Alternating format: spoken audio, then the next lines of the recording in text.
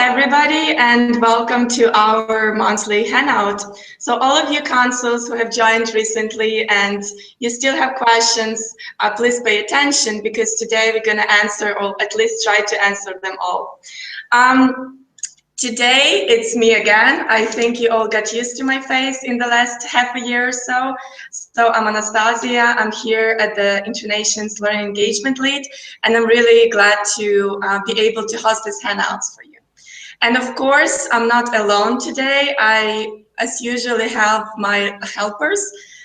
We have Emily today with us. Hi, my name is Emily, and I'm one of the groups managers here at HQ, and I'm responsible for our Western and Northern European communities. And it's really nice to be here this evening, and I'm looking forward to it. Thanks, Emily. So so Emily's overseeing quite a few communities, so please feel free to ask her any questions. And of course, we have our guest speaker for today, who came all the way from France. Hi, I'm Colin. I'm in the community in Grenoble in the southeast of France, which is not too far from Geneva, not too far from Torino. I'm also an ambassador, and I'm also active in one or two activity groups, in particular the language exchange group in Grenoble, which I started in June 2015. So looking forward to your questions. Go ahead. We'll try to answer them. Okay? Thank you very much, Colin. Yes, so today I'm encouraging you, as usually, to post your questions through the Q&A app, and we will keep an eye on those and make sure that we answer them to our best knowledge. We are focusing, of course, on all different aspects of organizing activities, starting from planning, choosing the venue, making sure that you create a nice post, attracting the members, but also all the way through hosting, how to be a great host, and of course, following up after the activity. So all these different things that you could ask about today, please use this opportunity. And until the questions start coming in, I would like to discuss one point with you, Colin. You mentioned you have quite a few on how to choose a good venue and how to communicate with the venue in order to be able to host the activity there. Would you give us those tips? Oops, your voice is sounding funny. I hope the other consuls are hearing you better than what I just heard, because there was an echo in your voice. Okay. Is there an echo in my voice? Now we can hear you perfectly. That's good. Okay, very good. Okay, choosing a venue. Well, I choose a venue based on my own personal experience as an organizer in Grenoble, right? I'm also, as said earlier on, I'm an ambassador, so we have a very full list of locations that we can choose from, right? So I choose a location that would correspond to the theme that I'm organizing. Like, see, if I'm organizing an outing to speak Spanish, I will try to look for a Latino bar or a Spanish restaurant that would have a decor that would go with it. Or if it's like, say, the Russian New Year, I would try to find a Russian restaurant and so on, and I would try to have a match between the location and the theme of the outing, right? I would contact the owner in advance, try to explain a bit about what I'd like to have done. In the case of Grenoble, it's relatively simple since we have small groups. We don't have that much to negotiate as such, right? So it's relatively simple. So rather than talk, maybe I should look forward to your questions, to answer your questions, as this is a short session, half an hour. Okay? So over to you. Thank you very much, Colin. So I think you can share also experience about how you choose different topics for your group, because the language group is quite a general topic. Do you have any tips how to make sure that those activities are different, they attractive for the members? How do you choose the topic for your activities? That's a good question. Well, I'm usually inspired by events that take place and so on, you know. I'll be inspired by events that take place. My interest was mainly in knowing, speaking Spanish, so I would try to have a a venue that would sort of exploit the different cultural differences between different parts of Latin America. Okay, there was one one outing that I organized that I called the whole enchilada, which was based on a show that I saw on the Young Turks, but I couldn't talk about it here because it would be okay.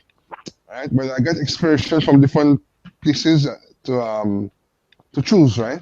To choose. I try to imagine cultural differences and imagine what could possibly be a sort of a cultural tradition which could be cherished in a community, right? Basically, that's it. Very simple stuff.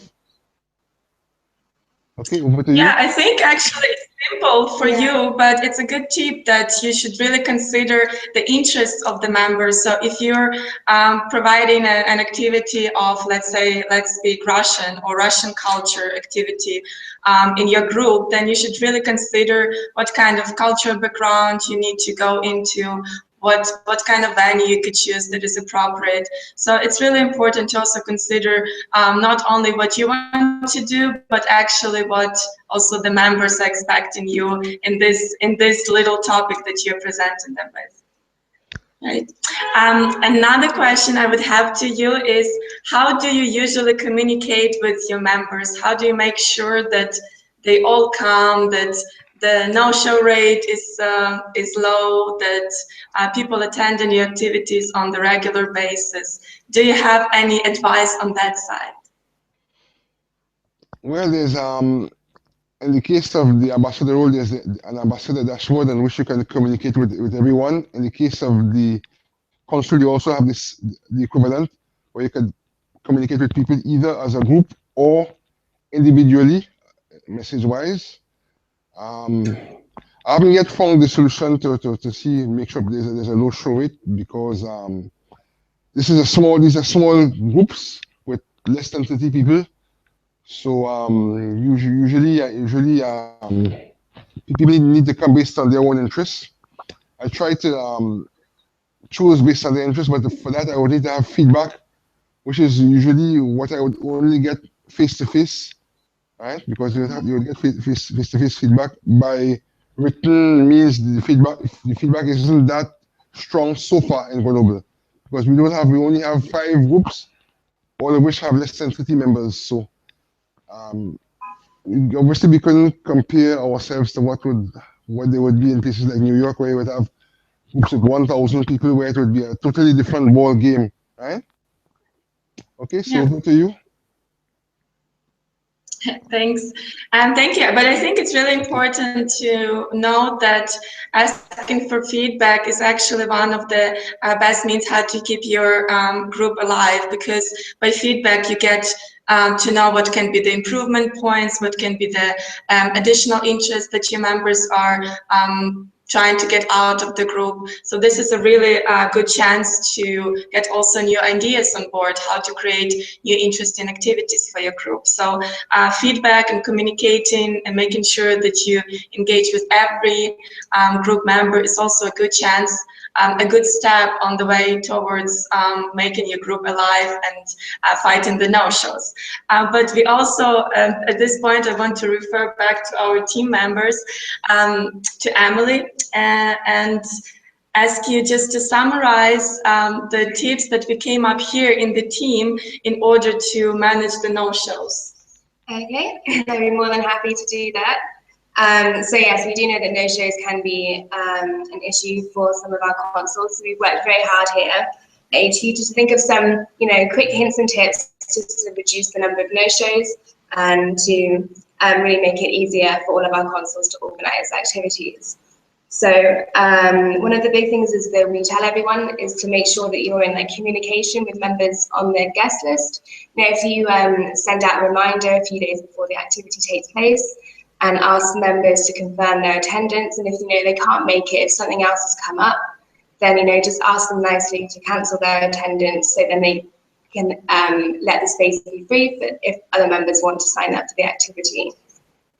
And, it's always good to be in contact with members on the guest list to get that confirmation, so that you have an accurate number of people who will be attending, because this will really help the activity to run smoothly and really help to organise activities in the future.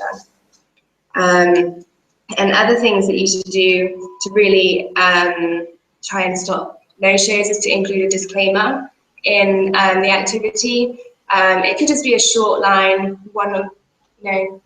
nothing too heavy, just to say only sign up if you can really attend. If something comes up, then please cancel your attendance. And simply by adding that at the end of your activity description, it will just let members know that they have the option to cancel their attendance if they can no longer make it, and it is flexible. Yeah, thanks. That's quite a good selection of tips, and I'll be sending the summary of the handout to all of you who were invited today, and you will also receive a link to this short no-show survival guide that we prepared based on our experience working with different communities worldwide. So also small ones, big ones, the things that should work, and if you implement them on a regular basis, that should keep your community and your groups alive. We have a question coming from Carlos Luna. So the question is the following. I guess it's for you, Colin. How are you dealing with the different levels of knowledge of the language between your attendees? And can you give examples of activities that you have made? So it's more of the language perspective, the groups that you're constantly. Okay, in any language group, they will have people of different levels, for sure. So clearly, there would be people who would attempt to monopolize the conversation. You would definitely need to try to avoid that and make sure everybody is taking part in the conversation by asking a question to a person who hasn't spoken for quite a while, or trying to remind a person who's perhaps a bit too talkative that he could perhaps leave some room for that other person who's not speaking too well. Yeah, that's basically it. You need to keep a good good spirits. In general, what I would do is I would advise people to avoid what I refer to as burning topics, highly controversial topics like, I don't know, politics, religion, trade unionism, and LGBT issues, if possible, whenever possible, because in what I organize, I try to keep a good spirit, you know. Of course, on InterNations, there are forums where people could potentially be at each other's throats over political issues, but in an outing, clearly you would try to keep the outing in a good spirit, right? I don't know if that answers the Carlos's question. Does it? Yeah, I think the first part, the second part was about the examples. Could you just give a couple of examples of the activities that you hosted? Examples of activities. Okay. I've organized 6 activities to speak Spanish. One was two of them were in a Mexican restaurant. Right? One was in a Bolivian restaurant. Another one was in a Spanish restaurant. All of them were in Spanish context, where the Spanish language could have been spoken. The context was there. I organized one outing for the Russian New Year. The idea was to speak Russian, but clearly we had only one Russian speaker, which limited very much the scope of Russian speaking, right? There was Talking one. about different levels. Yeah. Sorry? It's just referring to Carlos' question about different levels of knowledge. So obviously in this kind of gathering, you didn't have enough speakers who would actually speak Russian. No. There was one Russian speaker who spoke with the musicians, and I tried to follow as best as I could. But well, of course, that was a very tough situation. Okay, I organized one to meet the local Americans here in Grenoble. Okay, yeah. So those are the examples of what I organized. Not that much. What's that about? 10. Let me see. 10 language activities in all. 6 for Spanish, 2 for English and 1 for Russian and 1 for American English if you like. Okay. All right, and there was also some outdoor activities, but strangely enough, few people were interested in the outdoor activities, even though we have a beautiful outdoor here in Grenoble, the mountains and so on. That's something I could never figure out why no one was interested in outdoor activities. I organized 4, but well, I don't know. I don't Yeah, know. probably the community needs to grow in order to get more people interested. Maybe once Well, the weather improves. Also the weather, yeah. Maybe that well, will. if you have to wait for good weather, you'll wait forever because the weather will never be perfect. Eh? That's my opinion anyway. Eh? Okay, so let me just summarize quickly that what you were answering to Carlos' question about different levels of knowledge in a language group, and also given some examples of the activities that you organized so far. So I would say that moderating conversations is really important. So make sure that everybody has their part in the conversation. So you try to ask questions to different people, make everybody feel involved in the discussion. Also avoid controversial topics. I can imagine topics around politics and current situation, economy would be something that you don't really want to get deep into, especially also if you're talking a different language with people from different backgrounds. You never know what kind of result it may bring. Also make sure that everybody's welcome. So make sure everybody's having fun at your activity. This is also a good one. And of course, yeah, make sure that you have the proper, how to say, the proper ambiente, the restaurant, the place that you host in your activity is actually correspondent to the topic, especially if you're in the culture or language group. So I hope, Carlos, your question was answered. I think that's more a question to Emily from Francisco. He's asking, is it possible for the consuls to manage the guest list in order to unsubscribe those that will not attend but never unsubscribe themselves? Okay, so I'm more than happy to answer that. And again, it comes to like this issue that we do have with no-shows. And we do encourage all of our consuls to do send out reminder messages to say, please unsubscribe if you can't attend, if like suddenly they have like something else to do.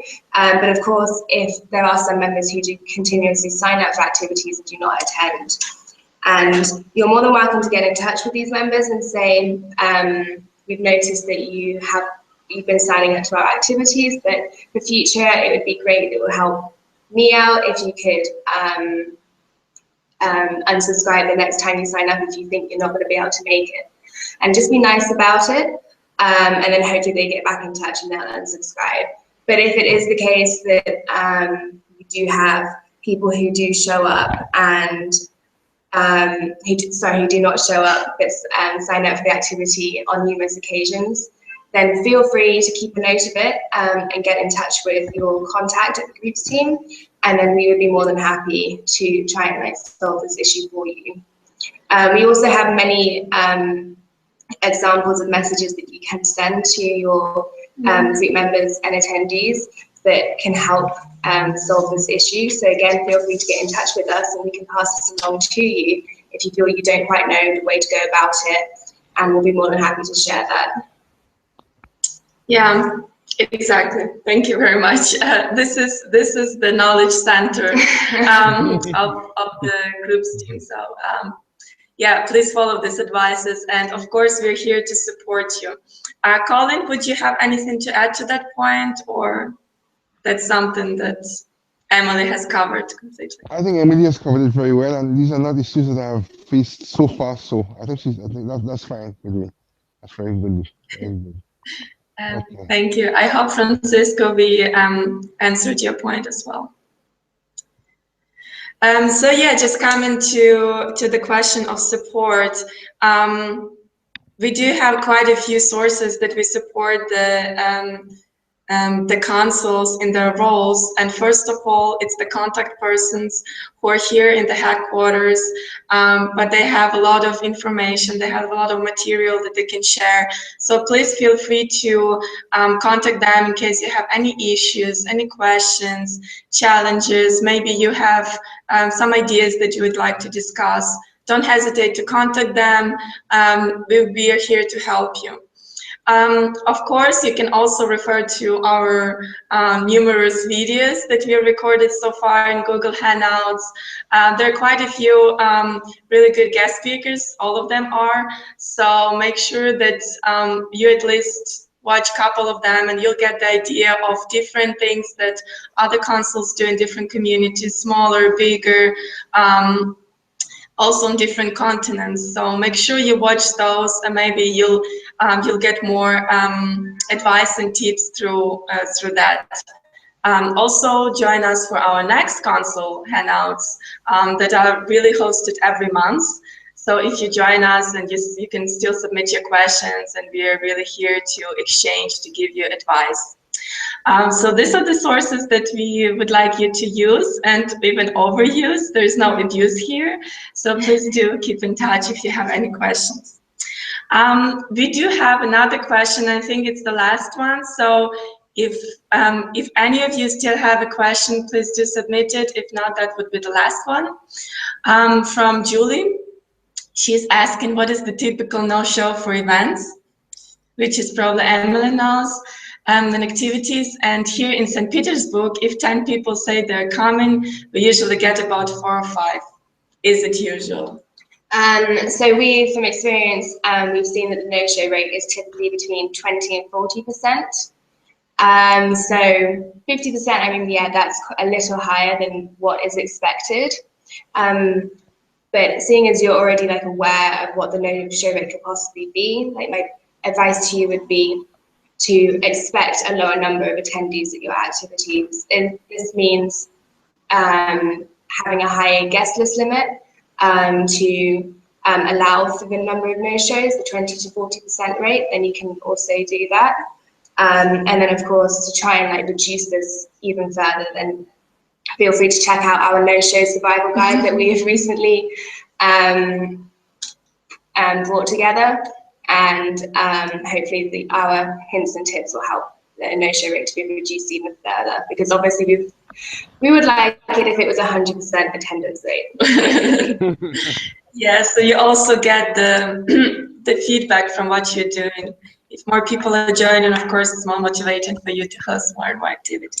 So we would really like to reach that, but it's in human nature that things happen, people have other plans coming up, other things intervening. So it is to expect that some of them will not show up at the end. But if you keep that in mind, if you're aware of it, and if you take the certain steps that we prepared for you, we hope that the no-show rate will decrease. So make sure to use those. Okay, we're not having any more questions coming up. So I would like to wrap up for today, but before we call it a day, please, Colin, could you share one top tip of advice for our consuls who are fairly new to their role? What would be your one tip of advice? Have fun with your activities. I don't think it could call it an advice as such, but in general, I would get involved in an activity where I'm sure to have fun myself, whether it's a low show rate or not. If it's something you have fun with, your fun will be communicated. The fun you have will be communicated to others, and they will have fun too, and they will want to continue coming to your event. Spoke too fast, maybe. Did you get that?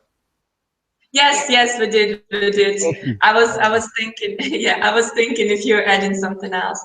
But yeah, that's the top tip, and that's been repeating actually. If you have watched any of our Google Hangouts before, it's been repeating over and over again that the most important point is that you have to have fun. So we really wish you to have fun with your next activities, And please do get in contact with us if you do experience some difficulties or facing some issues. I think Colin is also up to being connected online, so make sure you add Colin to your network online on InterNations, and maybe he can expand on his tips a bit further at some point. Colin, would you be up for it? Sure, no problem, no problem. I'm up for that. Okay, so thank you very much, Emily. Thank you very much, Colin, for being with us today, Okay. and for answering all those questions. So for today, we say goodbye, and that was yours, InterNations Academy. Goodbye. Bye-bye. Bye-bye.